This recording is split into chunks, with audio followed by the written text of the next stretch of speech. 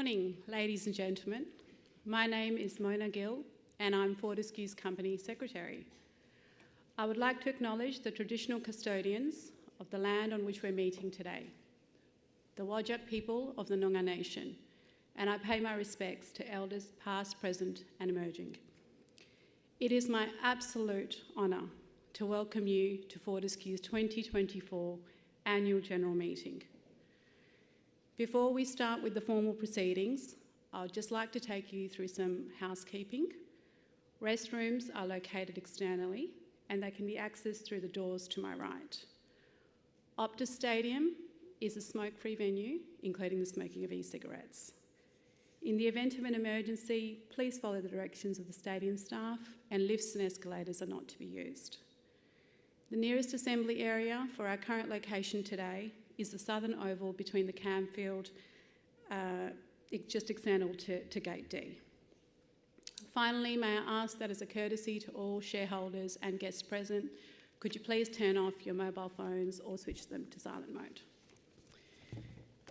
The format of today's meeting will include presentations from your Executive Chairman, Dr. Andrew Forrest AO, and the Chief Executive Officers of Fortescue, Mr. Mark Hutchinson and Mr. Dino Otranto. Presentations will then be followed by the formal business of the meeting, and at conclusion, we invite you to join us for some light refreshments. I would now like to ask Trevor Stack, who will perform the Welcome to Country. Thank you, Trevor.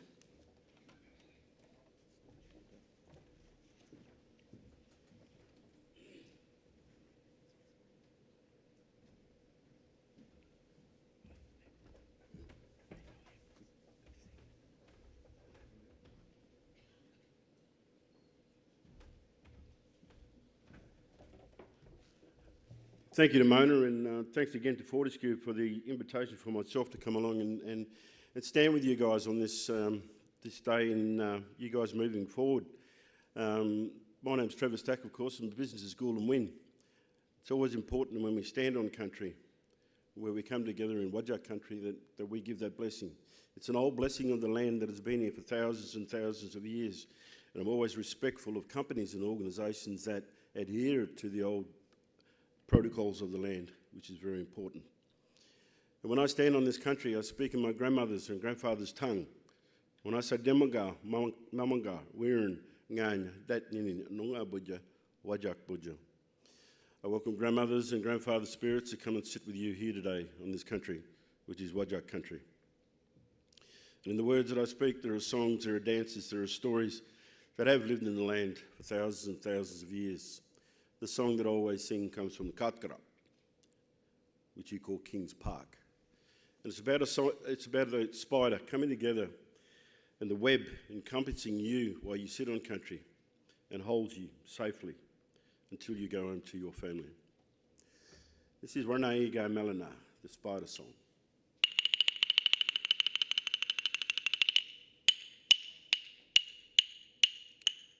Wanare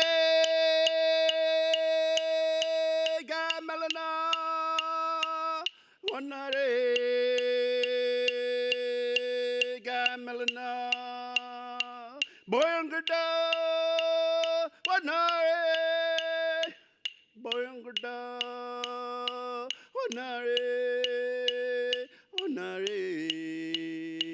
gamelana boyangada wanare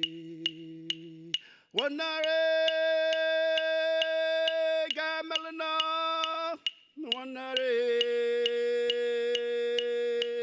gamelana boyangada wanare boyangada wanare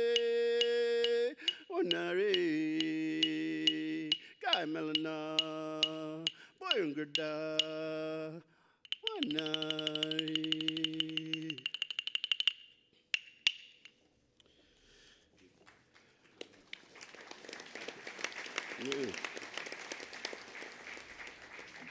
Thank you very much for that. And also, once again, like I've said, thank you very much to Fortescue for the invitation to come and sit with you guys on country. The old Welcome to Countries and the songs are a blessing. They're a blessing for you when you sit with us on country.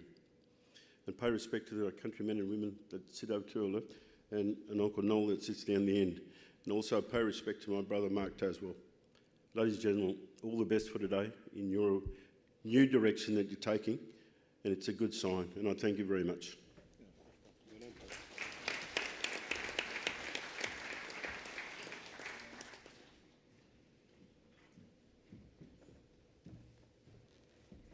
Thank you, Trevor, for that very warming welcome to country.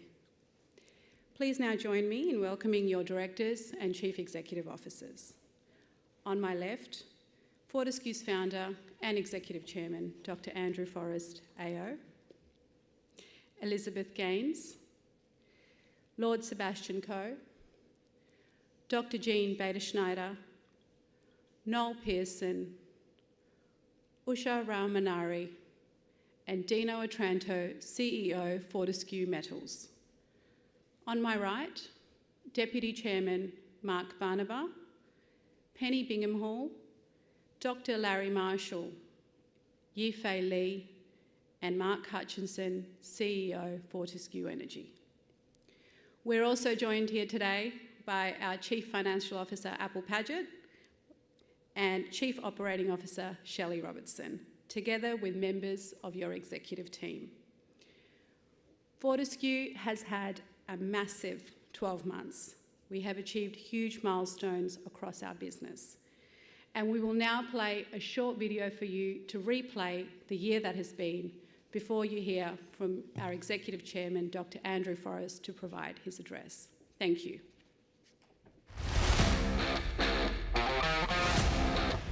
Fortescue is focused on delivering results. The Australian miner bucking the trend then. Delivering real proof. What do you think of my truck, mate? If you want to see a battery-operated haul truck, come to the Pilbara. And delivering real solutions on our path to real zero.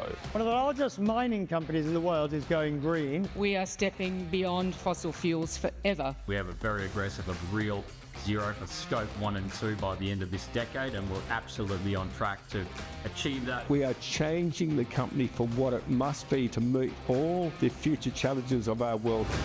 For 21 years, Fortescue has built its success by bringing strong returns for shareholders, taking risks, and constantly innovating and pushing boundaries. We are doing something that no one else in the industry is. And we have to work a lot harder as miners. We have to work harder to actually make a margin. And when people think that one through, they think, well, how do I lower my margins? Well, 1/3 of my cost is diesel fuel. Our Australian operations burn 1 billion litres of diesel every year. By 2030, we'll burn zero. Instead, using the green technologies we're creating to eliminate the use of fossil fuels. When we started this journey, the technology didn't exist, and the equipment companies just said, we can't do it in your time frame. So the decision was made, we're just going to go do it. And we already are. That is the biggest digger in the world and the biggest truck in the world. And guess what, mate? It's zero emissions. It's called the T264 battery-operated haul truck. We signed a record multi-billion-dollar deal with Liebherr to supply hundreds of zero-emission machines to Fortescue by the end of the decade. Wonderful machinery like this doesn't only look cool, it doesn't pollute. Electric excavators, hydrogen-powered and battery electric haul trucks, a green energy hub, and new solar farms are now on site in the Pilbara. Green solutions delivered by our green technology business, Fortescue Zero, a global team tasked with inventing, developing and manufacturing the things we need and others will too. Technology is available now today. We are seeing you in Dubai at COP, standing in the port in front of your green ship. We've taken our ammonia-powered vessel to the world stage. This is really exciting. It's a strong statement. We've got the regulatory approval. Now we need acceptance from a world scale and from ports around the world. And here in Australia, we're now manufacturing electrolyzers in Queensland. We've delivered all this while continuing to build and grow Fortescue's mining operations. Fortescue has a history of proving the naysayers wrong, and indeed the company's fortunes in recent years have only grown and grown. We ramped up the commissioning of Iron Bridge, advanced our metals portfolio with first ore from Flying Fish at Eliwana and Hall Hub at Christmas Creek, and we're now focused on exploration in Gabon. All this while maintaining a balance sheet that is the envy of our peers and playing an important part in our local communities. And seeing these businesses start from the ground up and be an integral part of the supply chain of Fortescue has been a huge success. Our Billion Opportunities program has now awarded more than $5 billion in contracts to First Nations businesses. This is a massive economic opportunity worth taking. We've also made progress towards the future of our business. This is the first green iron, and when we sent it to China, no pollution at all. Fortescue Group will today begin work on its green iron metal project in the Pilbara. Green iron will be produced from Fortescue's ores through reaction with hydrogen. 10% of the pollution we pour into the atmosphere as humanity comes from the making of iron to steel. We're also moving forward with our green hydrogen ambitions, breaking ground at our PEM 50 project in Gladstone and Arizona Hydrogen project in the US. This is the beginning. That's putting the green in the green circle. All corporations should be held to that. If we can do it as a, mining company, why can't you? Come and have a look, it's real. What Fortescue is delivering is real. Real people finding real solutions to reach real zero. Net Zero 2050 is failing and failing the future of the global youth. Real Zero 2040 is achievable. We have the technology, we have the capital, we have the leadership. Let's lead.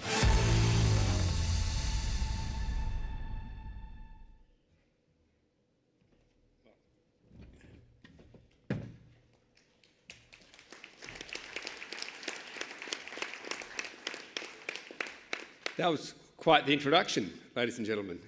Thank you all for being here. Look, representing you, I'm as proud as I've ever been. I do think that we have a history in this great company of ours which we can be proud of. And when I spoke to you only 12 months ago, it was in our 20th year, and I remarked we're only just getting started. We're only just getting started, directors. We've taken giant strides in the mission that does unite us all, to show the world that we, Fortescue, are still the world's most efficient mining company with the lowest operating costs globally. But we're also like all the others. We're big polluters. Yet we are determined to eliminate fossil fuels profitably from our mining operations by 2030. This is why we continue to deliver for you, shareholders, issuing over 42 billion Aussie dollars in dividends since 2014. We've made your company the highest shareholder return company in Australia's stock exchange history. This year, your dividend of nearly $2 was some distribution back to you of $6 billion, kind of, I hope, rewarding your great faith in our company. Net profit after tax was also really strong, $8.7 billion. That's the third highest earnings in Fortescue's history, despite a bumpy iron ore price. Our free cash flow of $7.8 billion was also the second highest in the company's history. And as of 30th of June, your company's pristine balance sheet has $7.5 billion in cash on the sheet. We're Australia's 5th largest taxpayer. We continue to make an extraordinary contribution to the Australian economy every year. This year, some $27.5 billion this year alone. We have some 21,000 people employed because of this sustained success, and I'm confident that the new markets we're unlocking right now by going green will continue this outstanding record long into the future. We've had an excellent run with iron ore. It's really rolling. Green iron is our next big chapter, going green across the world. Much bigger opportunities again. So we won't be net zero, for whatever that means, someone can explain it to me, by 2030. We'll be real zero by 2030. Burning zero emissions. We're releasing ourselves from the hostage of fossil fuel. There will be no shortcuts. We're not taking the easy road to this so-called net zero by buying offsets or using totally disproved, waiting for the next idiot to come along, politician or grant maker, of carbon capture and storage. It fails. Real zero means we will no longer use diesel, we will no longer use gas. Fortescue will be entirely powered by green energy. And it's an investment that I believe is going to future-proof your company, saving us billions of dollars along the way as carbon taxes and turbulent fossil fuel prices continue their grip around the lifestyles of every Australian and every human. It's a grip we have to release. And I know we've got our naysayers, our doubting Thomases, always have had, bring them on. But our ambition to real zero has attracted harsh criticism, harsh doubt. But I assure you, shareholders, Real Zero 2030 is no different. We've been on this path for 5 years now. Some of the older directors will remember we started exploring its viability some 11 years ago. And our fully costed plan now is well underway. I have to say we didn't get a lot of help along the way. The vendors, these great big companies across America and Europe and Asia, just arrogantly, when we asked our equipment providers, we're the customer, right? Customer's always right. Apparently not. When we said we need green equipment so we can deliver green for our shareholders and for our communities, they just arrogantly shrugged their shoulders and said, well, wait till the next decade at the earliest. And this even included our fleet management system. Now, this is a fleet management system with some history. We helped develop this system, and it's the last time we got caught not patenting our inventions. That system is owned by someone else, and we, like others, hire it. It's so large in its fleet management system of our automated trucks, if you added the trips made each day, it would go around Australia 4 times each day. But now, with collaboration at Leaper, we've developed a system which I'm delighted to say has led us to switch off the old, much more inefficient system, our first crack, and switch on the world's best and much better system. We turned on what we now call Fortescue. It's owned by your company. It's the most efficient fleet management system in the world, and we will, of course, be happy to license it to others to improve the global world of mining productivity. And Fortescue will improve that productivity across our sites as we plug into our entire decarbonisation ecosystem, where we're no longer just a mining company, we are a massive energy company as well. So this ecosystem isn't just trucks, trains, everything else. It's green energy systems, which is charge and charging stations. We're building around 3 gigawatts of renewable energy and battery storage in the Pilbara, one of the largest, if not the largest, green grids in the world, and a grid which in many cases is larger than some small countries. We're exchanging over 800 pieces of normal polluting equipment used by everyone else for green energy, zero pollution operations. We're installing 20 new sophisticated software AI-powered systems to run our green energy infrastructure, continuously improving by AI.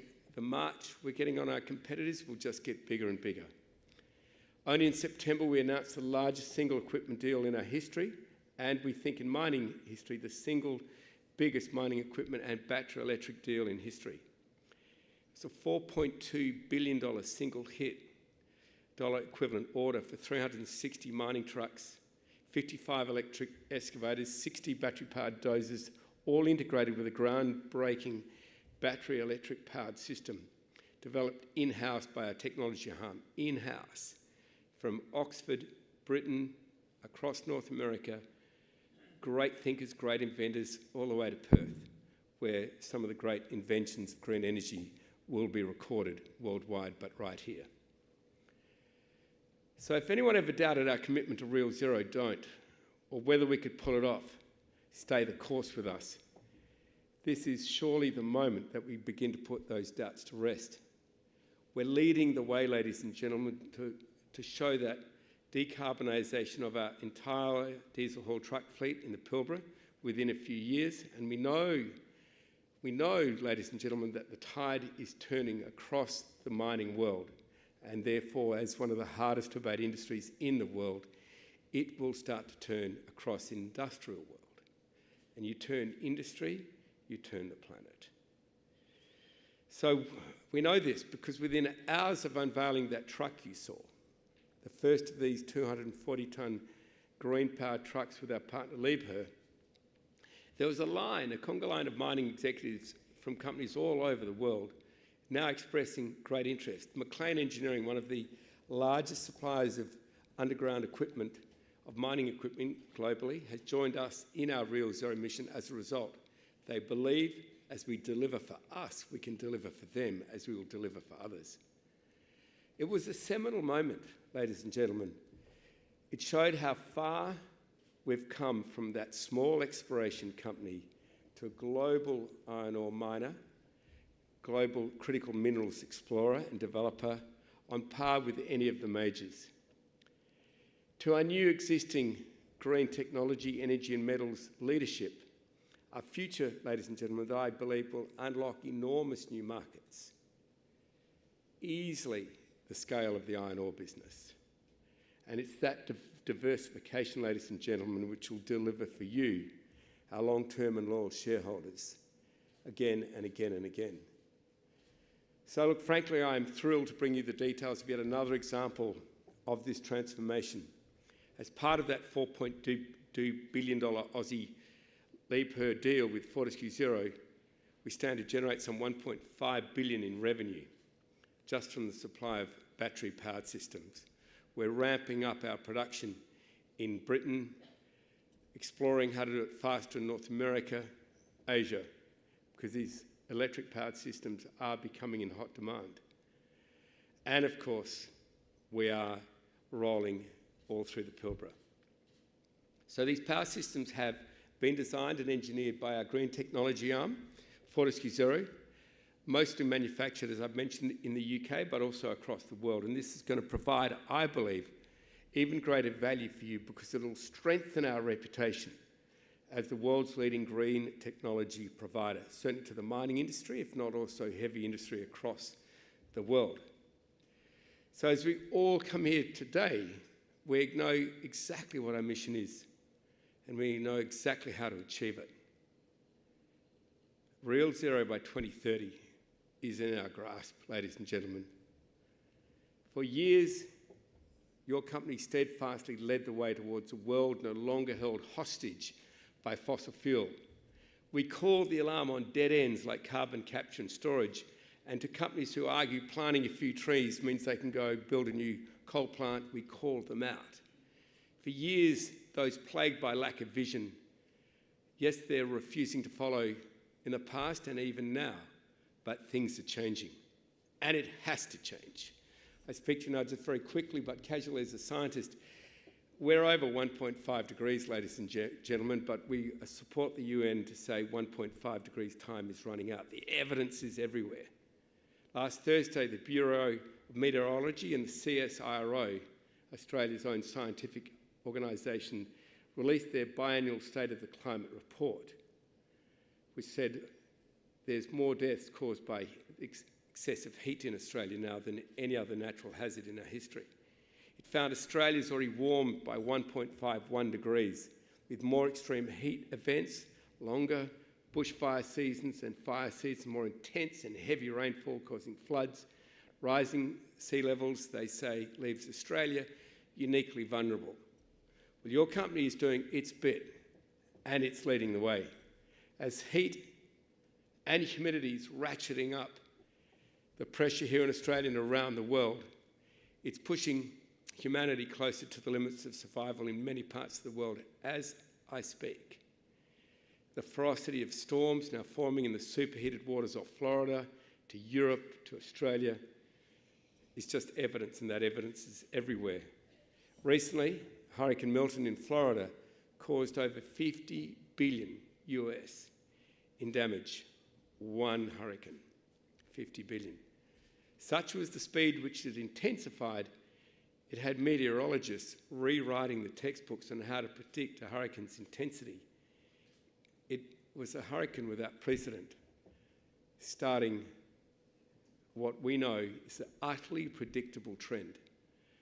When the fossil fuel sector calls out that this is a one-off sector, or mayors and politicians say, oh my God, this is so terrible, how could it happen? Can I tell you, it's predictable.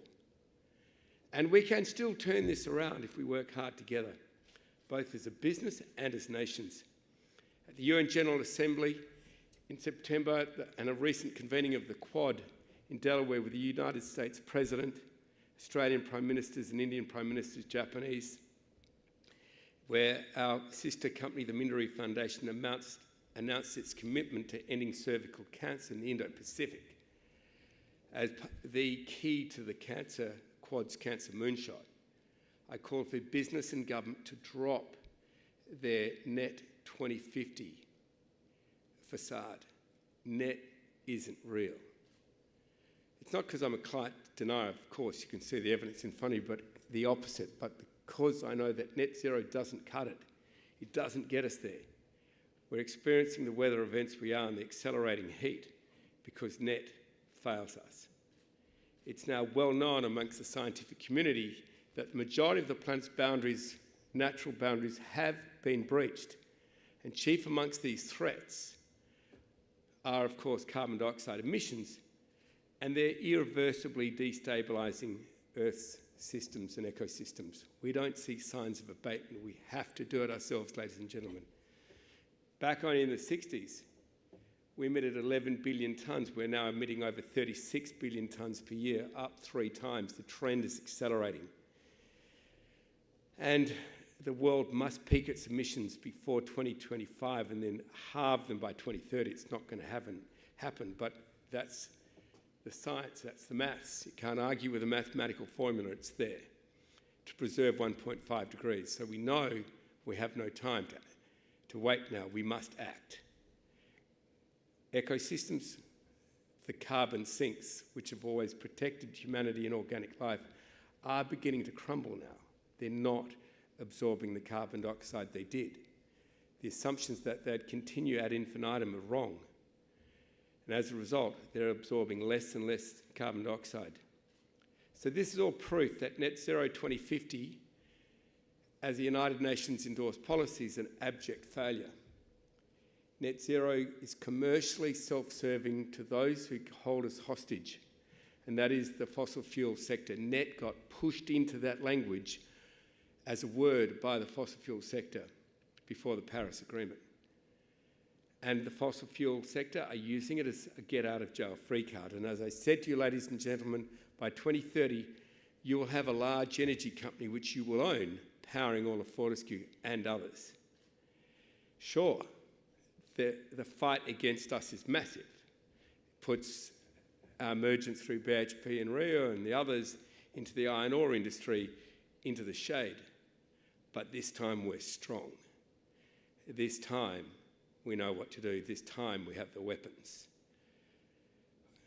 They've been devastatingly effective for now, but they will lose. This was the exact same delaying, obfuscating and confusing strategy which got played out by the tobacco industry for 52 years before they had to admit with scientific proof that they were responsible for cancer. So let's change this narrative, ladies and gentlemen, from net zero to what Fortescue propagates, and that's real zero. Real zero for the world by 2040. You will do it, ladies and gentlemen, by 2030. So if Fortescue, a huge emitter, can fully escape the grip of the fossil fuel sector by 2030, there's no reason why the rest of the world can't do it by 10 years later, 2040. We have the technology. We have the capital. It's a great investment. We just need the leadership. So ask any heavy industry company, any chief executive around the world, when will you stop burning fossil fuel? And only a few of them will give you a date. If they say, I can't, say you're right, mate. Why don't you get off the stage and let in someone who can? Because your company can. It's the leadership which is failing. And Fortescue can tell you exactly how to do it. This year we published a gold standard climate transition plan that will be updated every year for the United Nations. Every business, every government must follow us in tackling this problem transparently and head on. And we're not alone, ladies and gentlemen. We're now being joined, working together peacefully. And this means, of course, also green hydrogen.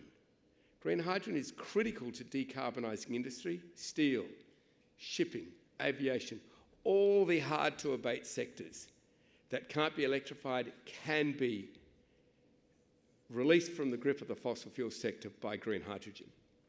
And that's why it's copped so much criticism. That's why it's lobbied so hard against, because it is the death knell for the fossil fuel sector. And of course, it's going to be critical for us to build a massive new green iron metal industry in the Pilbara. This, I feel, is a once-in-a-generation opportunity to build perhaps Australia's largest ever single industry. We ship 750 million tonnes of iron ore a year. For $750 billion, we're going to double or triple that in revenues if we change all that to iron. Fortescue is wasting no time to seize that opportunity to lead the way. So, ladies and gentlemen, fellow shareholders, we all know net zero is far, far easier. You can get it by buying a few credits than real zero. It's innovation, it's change, it's just hard work, but the payback speaks for itself. Seizing these opportunities creates tremendous value for the company and therefore for you, our shareholders. So I say in closing, as we look beyond 2025, I know we are on track to change the world for the better. And on behalf of all of my leadership team, all of the 21,000 family members of Fortescue, I wish to thank you, shareholders, for believing in us. We're changing the world because of everyone at Fortescue and your determination, shareholders, to stay the course with us. We are Fortescue. Thank you.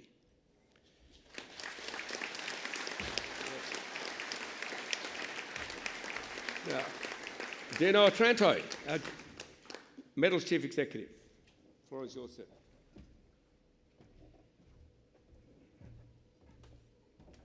What a hard act to follow. Thank you, Chairman. And thank you all for taking the time today to join us for our annual general meeting. I'd also like to thank Trevor for that amazing welcome to country. And as we've mentioned, 2024 was a defining year for us at Fortescue. We continued to challenge the status quo, achieve our stretch targets, whilst never, ever losing sight of keeping our teammates safe. Delivery is key to everything we do at Fortescue, and that's evident in the progress we've made this year. We commenced construction of our green metals project in the Pilbara. We deployed the first of many of our zero emissions mining fleet. We finished building a 100 megawatt solar farm at North Star Junction, the first of over 1 gigawatt we will build before the end of the decade. We are well into ramping up Iron Bridge, our most innovative project to date. And we continued to advance our metals portfolio with first ore from our flying fish deposits and haul hub at Christmas Creek. In Gabon, we completed early stage mining with our focus now on exploration, drilling and studies. And our pioneering Billion Opportunities program continued to succeed, with more than 5 billion Aussie dollars in contracts awarded to First Nations businesses since 2011. We achieved all this while maintaining cost discipline and a balance sheet that's the envy of our peers. Of course, no year is without its challenges, but what is important is how we respond. And at Fortescue, we tackle challenges head on, none more so than the team rallying together at the end of last year to face a derailment in our business. It was through our never, ever, ever give up mindset that we achieved what many thought was impossible, shipping 191.6 million tonnes for the year.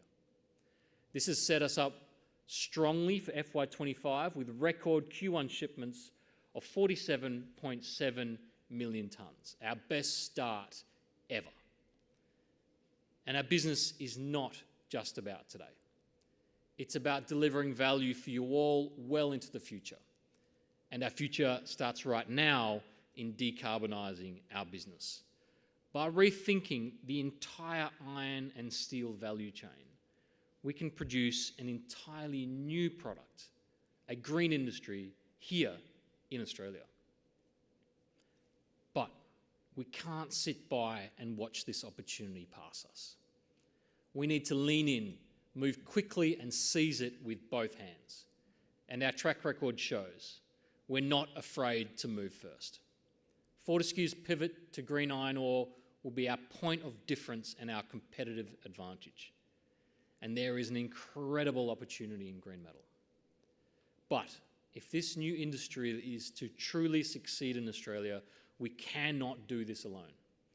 Now, it's more important than ever for political and industry leadership alike to join at the hip.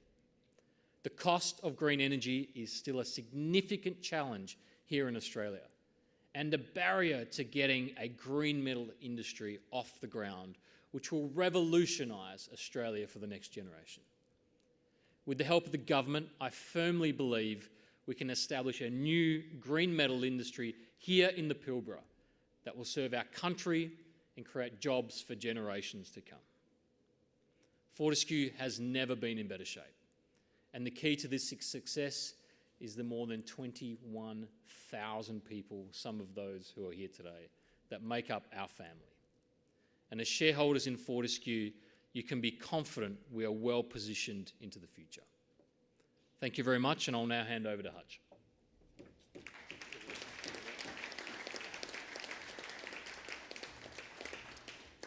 Thank you, Dino. Big welcome this morning, and thank you so much for coming. We have a very clear mission that's driving us and everything we're doing here at Fortescue. We need to show the world we can eliminate fossil fuels, but do it profitably. It's not easy, but nothing worth doing ever is. Luckily, that is where Fortescue thrives. We rise to the challenge. That's what we've been doing for 21 years, pushing boundaries and testing limits, providing doubters wrong by delivering very strong results. Just a few years ago, people told us it wasn't possible to decarbonise our operations by 2030. You'll have to wait until 2040, 2050 for the technology and the machines to be ready. We could have just sat back and waited. Instead, we've done it ourselves. We've developed the solutions in-house, bringing together the best engineering minds in the world to create our own Fortescue technologies. Electric excavators, hydrogen-powered and battery electric haul trucks, large fast chargers, and the battery systems and software needed to use it efficiently are now available on-site in the Pilbara being used today. These green technologies will decarbonise Fortescue first, but that's just the start. We're now working to sell the same solutions and products to other heavy industry players who need also to eliminate their emissions. As our chairman mentioned, last month we unveiled our autonomous battery electric T264 truck to the world. As you heard, it was a significant order, over $4 billion contract signed with Liebherr, but a big part of that actually does flow back to Fortescue Zero. This means that a significant value will come back to the company. Our battery systems will do more than just decarbonise our mining operations. We're also going to partner with others around the world, including in the US, where we have a manufacturing centre that's ready to go. Our Alicia team also signed a multi-billion-dollar partnership with Jaguar Land Rover to deploy their battery intelligence software on the next generation of electronic vehicles.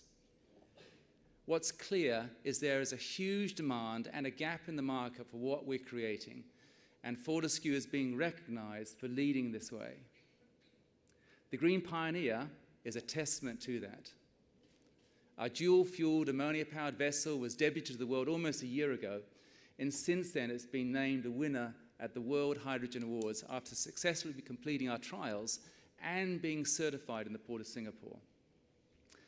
This is a significant milestone and brings the world one step closer to green shipping. What we're doing is real, and we continue to drive value for you, our shareholders. Let's turn to energy projects. Our goal is to play our part in decarbonising the world by producing renewable energy around the world at scale. This will be in the form of green electrons and green molecules. As we do this, we will always keep our strong financial discipline at the very centre of every decision that we make. Fortescue is maintaining a portfolio of projects which show significant potential for decarbonisation and economic growth. We have projects in Australia, USA, Norway, Brazil, Morocco, the Middle East, which are progressing very well. Fortescue always makes business decisions that make sense commercially and are the best interests of you, our shareholders. What we've achieved as a One Fortescue team this year is incredible. We're delivering on what we said we'd do.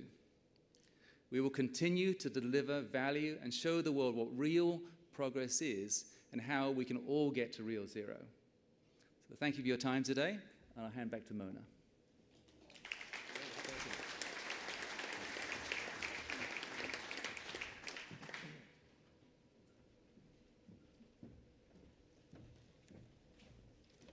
Thanks, Hutch. Okay, now we'll move to the formal business of the meeting. We haven't received any apologies, and I can advise that a quorum exists, and I declare the formal business of the meeting open. The minutes from the last AGM have been approved by the board, and a signed copy is available to be viewed by any shareholder should they wish. The notice of meeting is taken as read. To streamline the meeting, details of the resolutions and the proxy votes for each resolution will be displayed on the screens, and I don't intend to read each of them out to you. Shareholders, their proxies and representatives will also be given the opportunity to ask questions relevant to the business of today's meeting at the time of each resolution being considered. If you have a question, please raise your white or blue admission cards, which you received when you registered today, and please state your name when addressing the meeting. If you do have a red or green card, you are not entitled to vote or speak at the meeting today. In accordance with the company's constitution, the voting procedure is at the discretion of the chair, and I can advise that we will hold a poll in relation to resolutions 1 through 9. Mr. Chris Hernandez from the company share registry Link Market Services has been appointed to conduct the poll.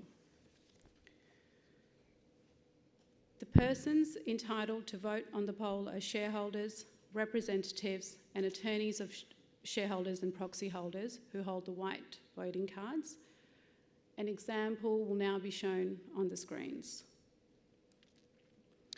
On this card, you will find a series of boxes for voting. Please indicate on your card how you wish to vote by ticking or marking the appropriate square, and you must mark either the for or against box for your vote to count. If there are any aspects on the voting procedure on which you are uncertain, please ask the representatives from the Link team who will be circulating the room with ballot boxes after all the resolutions have been read.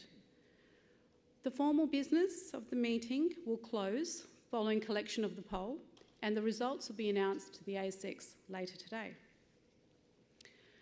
And with that, I'll now move to the first item on the agenda, which is in relation to receiving the financial reports.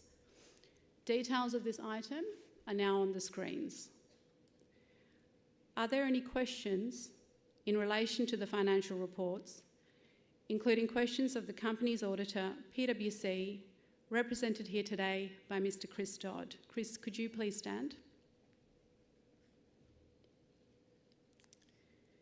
No? If there are no questions, is that a question? Thank you very much. Thank you, Mona, and congratulations on your new job. And we appreciate the earlier conversations we've had with Penny Bingham-Hall, Mona and Phil McIver.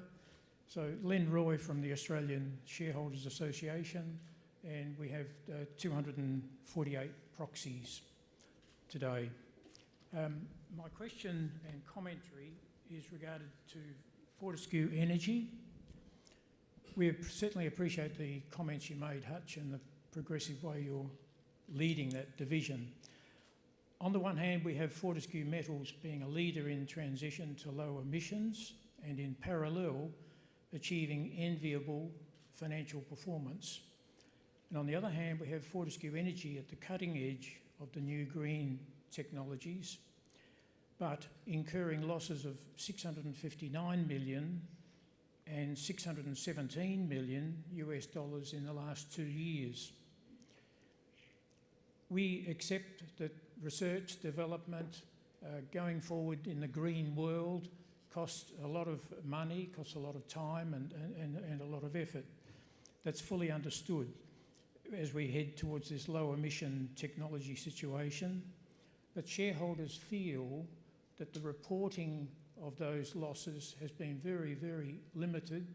We have the gross numbers, but we feel as shareholders that there should be some detailed reporting on the material items where that money has gone and has been expended and invested in effect. We feel just giving those totals and then consolidating under Fortescue 1, shareholders don't have that right to understand where those significant monies have gone and accounted for. So we would appreciate some clarity in that regard.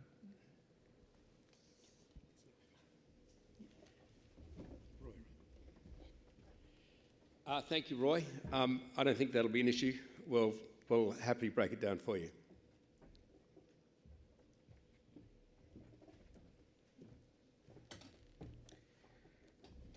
Thanks, Chairman. Are there any further questions? If there are no further questions, I propose we take the reports as read. The next business item on the agenda today is the adoption of the remuneration report. Details for this resolution are now on the screens. Before we open for questions, I would just like to make some brief comments on behalf of the board in relation to the remuneration report. Fortescue's remuneration framework is designed to be competitive in attracting and retaining the best talent, whilst rewarding in line with shareholder expectations. Following the first strike on the FY23 remuneration report, the Deputy Chair and the Chair of the People, Remuneration and Nomination Committee led extensive engagement with proxy advisors and investors to address the key areas of concern. The remuneration report for the FY24 financial year explains how we've addressed those concerns, with details of the key changes outlined in the report. Based on the proxy votes we have received, we are very pleased with the response from our shareholders. Are there any questions on this resolution?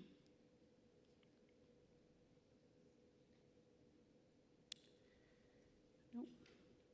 If there are no questions, I will now put the resolution to a vote. Please complete your vote now.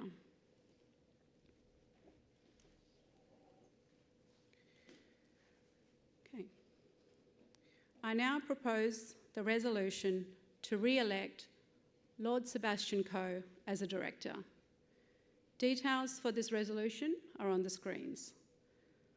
Lord Coe was appointed a director of the company in 2018 and he is a member of the People, Remuneration and Nomination Committee. He is currently a non-executive director of the Vitality Group of life and health insurance companies and a Chancellor of Loughborough University. Lord Coe chairs Wasserman and is a non-executive director of Allwyn Entertainment AG. He is currently serving his second term as President of World Athletics. I would now like to ask Sebastian to make a brief statement. Thanks, Seb.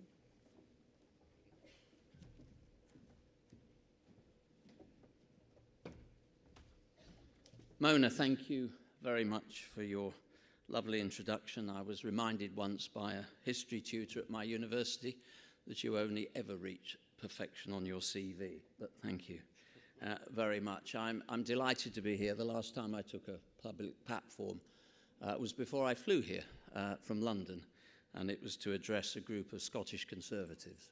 How nice it is to have an audience this morning.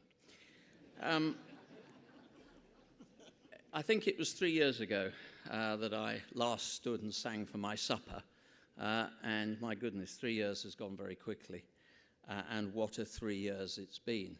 And as some of you may well be aware, this is my second stint as a director of this great business, and at the risk of sounding like a cliched-ridden, jobbing football pundit, it really has been for me a game of two halves. And the first half, I was very privileged to witness the genesis and the growth of this extraordinary metals business driven by the visionary doctor sitting to my left, who simply saw things that few others did. And I'm here to tell you that he still does, and to the challenge of the board, sometimes by the hour. Today I'm hoping that you will grant me another term in my second stint. Some of you will also know that I'm currently pitching for another job in sport. Some have described it as the last great race I will run, but what I can tell you is that the most important race I'm running, I think I'm joined by all of you, and that is the race against the uncontrolled march of climate change. And the ambition is simple. It is to save the planet. I know of no other more important race. That is why I'm here at Fortescue, and I know of no other company, your company, that is doing more to challenge that. I'm currently president of World Athletics. I'm responsible for the delivery of the sport in 213 countries. And let me just leave you with a sobering thought that by 2055, there will be 15 less countries in the family of World Athletics. And that's why I'm standing here hoping that you will give me another opportunity to continue the journey with this extraordinary company and extraordinary family. Thank you very much indeed.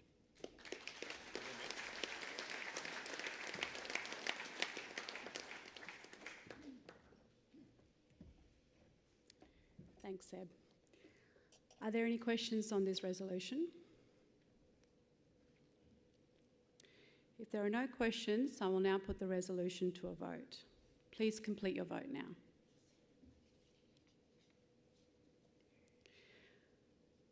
I now propose the resolution to re-elect Dr. Jean Bader-Schneider as a director, and details are now on the screens. Jean was appointed a director of the company in January of 2015, and she chairs the Safety and Sustainability Committee, and she is also a member of the Audit, Finance and Risk Management Committee and the People, Remuneration and Nomination Committee. She brings over 35 years of extensive international experience in procurement, strategic sourcing and supply chain management. Jean is currently a member of the United Nations Financial Sector Commission and is a member of the International Advisory Committee to the 2024 UN Convention on Climate Change. Jean is a member of several boards and other committees, including as a founder, board member and chair of the Global Fund to End Modern Slavery. I would now like to ask Jean to make a brief statement. Thanks, Jean. Good morning, everyone. Thank you for being here. It's good to look around and see some familiar faces, and especially to see new faces, but thanks for being here. What an honor and a privilege it is for me to be on the Fortescue board and to work for all of you. This is the most unique company I know in the world, with visionary leadership, look up here and look down here, bold enough to take on the biggest challenges with guts and determination always. We are rapidly becoming, as you saw today, a global integrated green technology, energy, and metals company, but never ever forgetting our roots in iron ore and the Pilbara, but positioning all of us for long-term value and growth. If you own one share of Fortescue stock, or you support the mission, vision, and values of Fortescue, you are a part of the Fortescue family, and that is a very big deal. So what does it mean? As you see today, 1, you invested in the best mining and metals company. 2, you invested in an energy company that's committed to leading the way on decarb.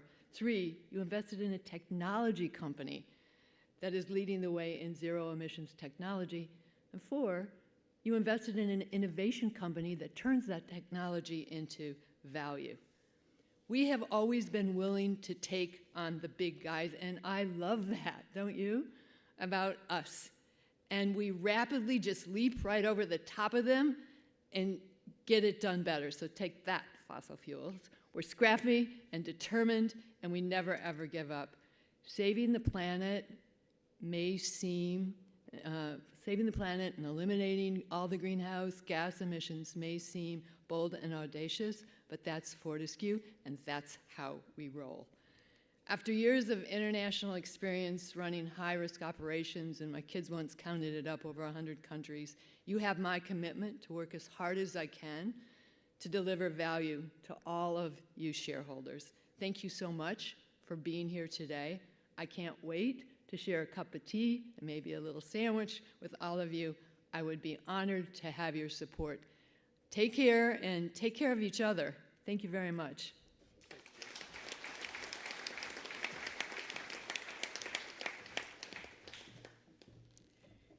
Thanks, Jane. Are there any questions on this resolution? Okay, if there are no questions, I'll now put the resolution. Oh, there is a question. Ron Guy from the Regional Trade Unions Human Rights Shareholder Group. And if I can get my phone to work properly. Jean, your CV is incredibly impressive, and if I could just ask, what do you consider the most successful thing that you've achieved in the last term in regarding to deal with modern day slavery, and also in regard to supply chain operations and procurements? And are you aware of the recent European Court of Justice legal ruling upon Western Sahara as a territory distinct from Morocco and with the right of self-determination? This ruled, considered and rejected the legality of Morocco's extraction of resources like fish from occupied Western Sahara. It also affirmed that Polisario, the official recognised authorities representing Sahrawi people, Western Sahara Resource Watch, have been recording and monitoring the alleged theft for many years and produce a well-researched document on the issue. Interesting modern resource theft, items as passive energies such as wind and solar, which can be transferred across land without the permission of the non-self-governing country, Western Sahara. While it is seen as a passive and renewable, the infrastructure associated with its production and transmission further dispossesses the Sahrawis of their land and emboldens the Moroccan state. This could be problematic for Fortescue, as it means that Fortescue is contributing to the ongoing brutalisation of the indigenous people of Western Sahara under the occupation of Morocco. In regard to commercial dealing with Western Sahara, that involved natural resources from the last colony of Africa. You may be aware of the Amnesty International report on Western Sahara, Sultana Kaya, and the political prisoners that international jurists have cast doubt over the legality of the imprisonment. Has Fortescue given any consideration to the ethics and legal risk of operating in this area? In the imprisonment of political prisoners who have demanded a referendum and the end of Morocco-led resource extraction in the territory? Well, thank you. Those are all really important questions. I think there were 3 in there, and I'll take them and be brief. But please, after the session, come up and we can talk in more detail. First of all, on supply chain. The big issue on supply chain is track and tracing where your supply chain originates and what happens along the way, right? We have worked very diligently in the fund to create both digital ways and real ways to track those supply chains. And we've had big results in developing technology, but we're not where we need to be. And that's an ongoing effort. And I will tell you, from Fortescue's vantage point, we look very carefully at our entire supply chain and verify there is no slavery and forced labor in it. And I can talk in more detail about that with any of you who would like to talk afterwards. Secondly, on the Global Fund in modern slavery, you know, it was 12 years ago, I met this young man at Clinton Global Initiative, and we bonded on the fight against modern slavery. And with Andrew's help, globally, we've identified 3 things that needed to happen. There needed to be a movement, there needed to be a fund, and there needed to be data, because we really didn't understand the nature of the problem. And if you look over that time period, slavery's actually gone up, but that's because we're identifying pockets and places where it exists, and we're going after it hard in many ways. But what's frustrating is that we need to continue to keep a focus on it. And I will tell you that both Andrew and I are going to talk about the nexus between modern slavery and climate change at the upcoming COP meeting, because there is a nexus between slavery and the degradation of the environment. And then finally, on West Sahara, this board is very aware of everything you mentioned, and we're going to take that under advisement. Currently, we do not operate there, but we will clearly listen carefully to everything you've said. We talked about it yesterday, and as time wears on, you will see what we're going to do there. All right? But see me afterwards.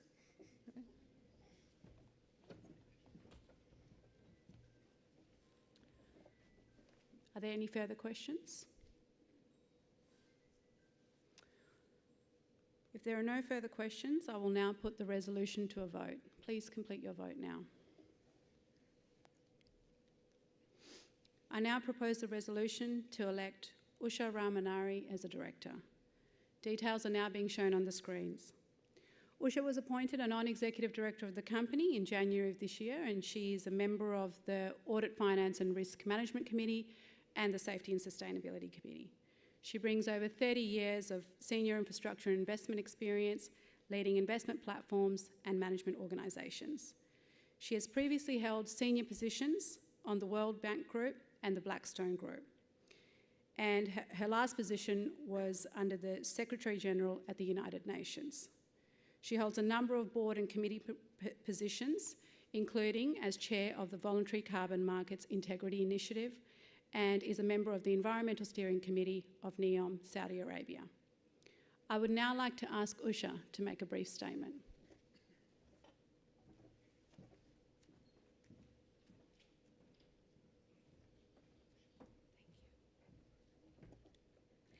Good morning, ladies and gentlemen, dear shareholders.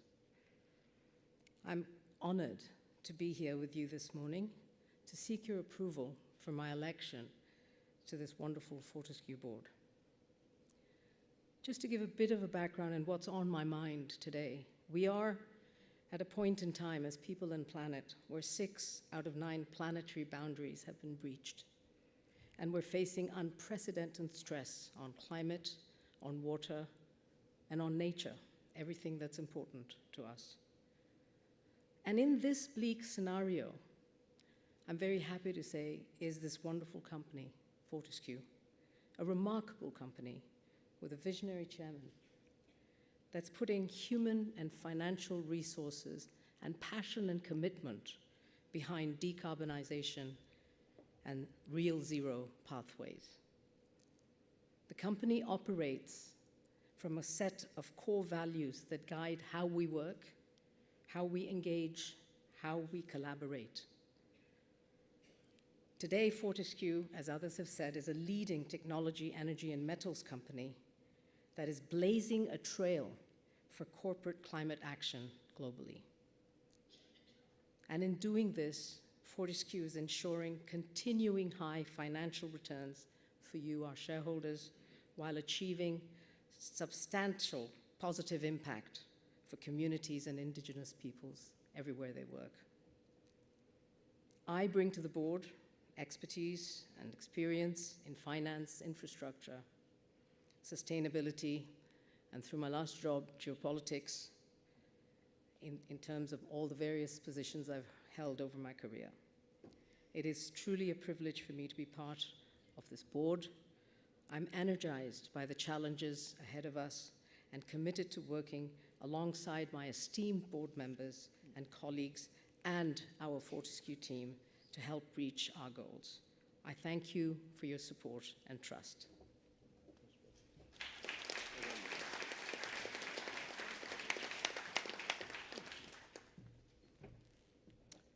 Thanks, Osha. Are there any questions on this resolution? If there are no questions, I will now put the resolution to a vote. Please complete your vote now. I now propose the resolution to elect Noel Pearson as a director, and details are on the screens. Noel was recently appointed a non-executive director of the company in August of this year. A prominent Australian Indigenous leader, social advocate and lawyer, Noel has pursued various initiatives to achieve socio-economic development outcomes for Indigenous Australians. He has co-founded the Cape York Land Council and is the founder of the Cape York Partnership and the Good to Great Schools Australia program, which aims to lift education outcomes for all Australian students. I would now like to ask Noel to make a brief statement.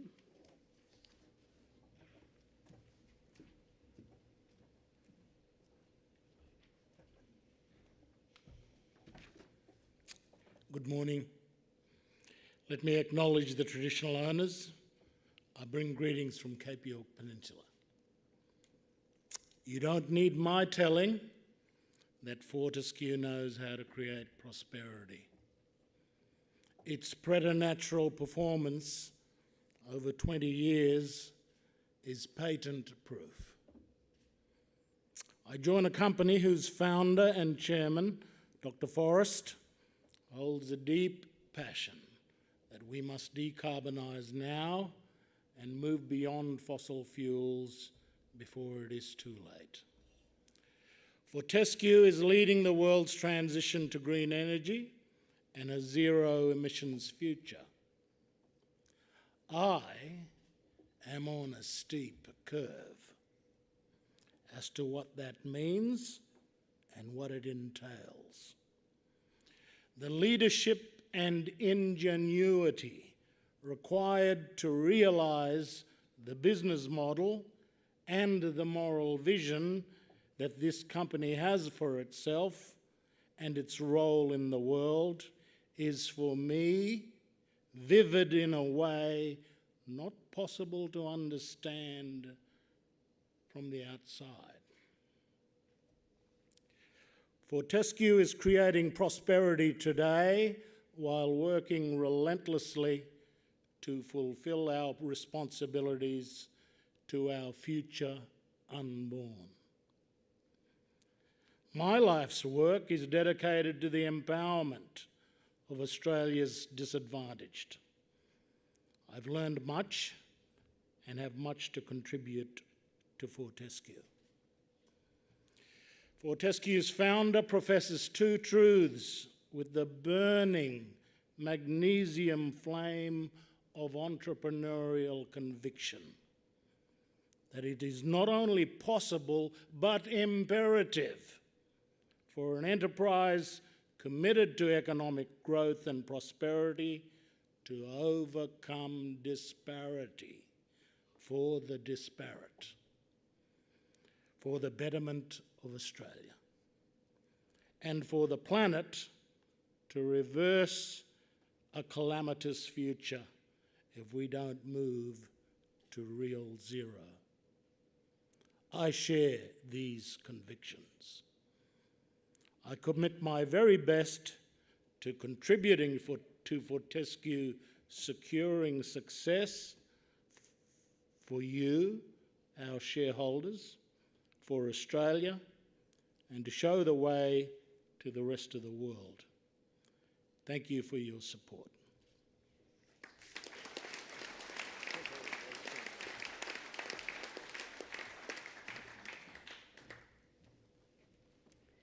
Thank you, Noel. Are there any questions on this resolution? If there are no questions, I will now put the resolution to a vote. Please complete your vote now. The next item on the agenda is the approval of Fortescue's Performance Rights Plan. Details are now being shown on the screens. The plan was last approved at Fortescue's AGM in its 2021 annual general meeting, and approval is required this year to ensure that any securities that are granted under the plan are not counted towards the company's annual 15% placement capacity. Are there any questions on this resolution?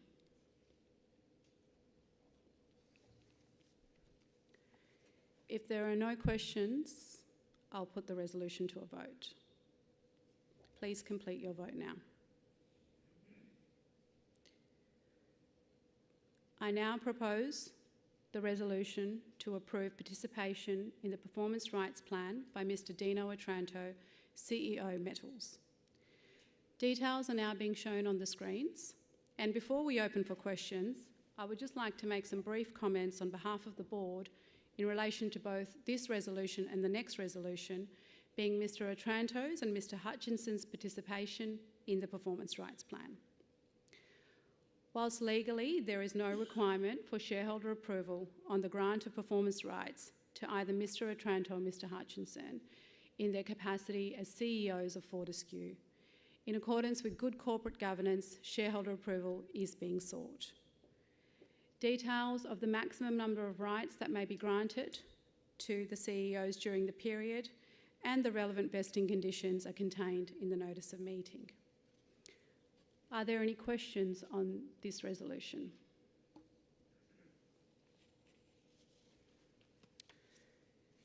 If there are no questions, I will put the resolution to a vote.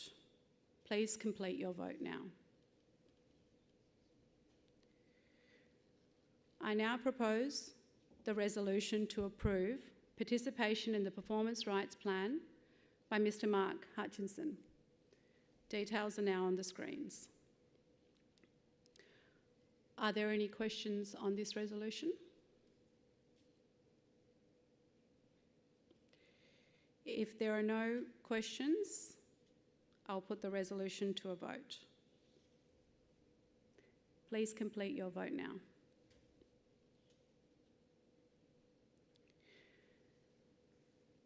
Okay, we'll now move on to the final resolution on the agenda today, which is a conditional resolution. And the validity of this resolution is conditional on at least 25% of the votes cast on Resolution 1 being cast against the remuneration report for the year ended 2024. And I'm pleased to advise that based on the proxy results on Resolution 1, Resolution 9 will be void. However, for completeness of the poll, we will now put the resolution to a vote. Could you please complete your vote now?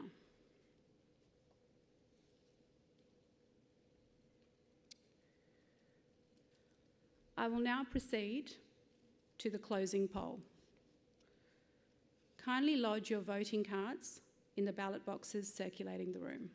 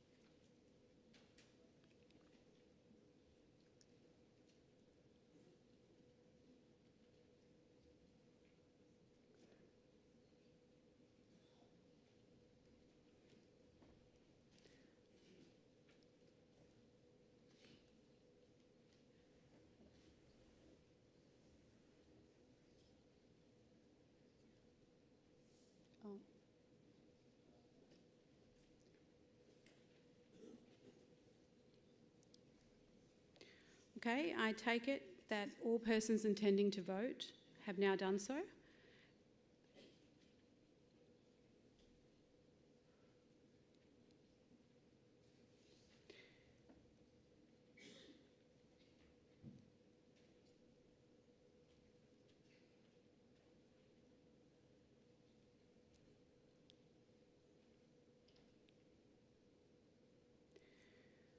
I now declare the poll closed, subject to finalisation.